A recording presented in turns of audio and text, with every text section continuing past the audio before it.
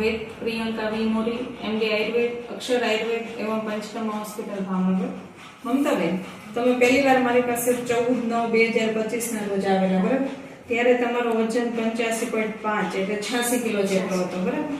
ત્યારે મેં તમને 7 દિવસની દવા આપી, પછી 30/9 પાછી 7 દિવસની દવા આપી, પછી આપણે દિવાળી પહેલા તમારું વિરેચન કર્યું, બરાબર?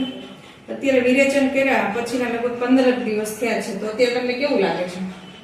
તો શરીરમાં ઘણો અવાજ લાગે, પછી આપણે જે મને પગને દુખતું, ગોઠણ દુખતા, એ બધાનો ફેર છે. પગ ગોઠણમાં સાવ ફેર પડી ગયો.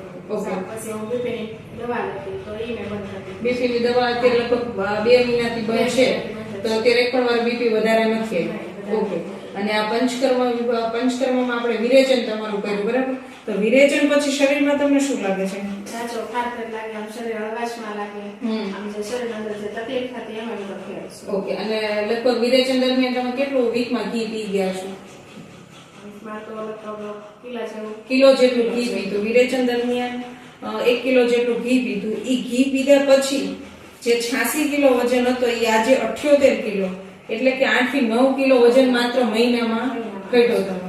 તો આપણને જનરલ એવી જ માહિતી હોય છે કે ઘી પીવાથી વજન વધે છે. તો મિત્રો ચોક્કસ વધે, પણ ભેંસના ઘીથી વજન વધે છે, ગાયના ઘીથી ક્યારેય વજન વધતો નથી. ગાયનું ઘી હંમેશા દીપન અને પાચનનું કાર્ય કરે છે, તો ગાયના ઘી પીધા પછી પણ વજન ઘટી શકે ખરું તમારું. Thank you.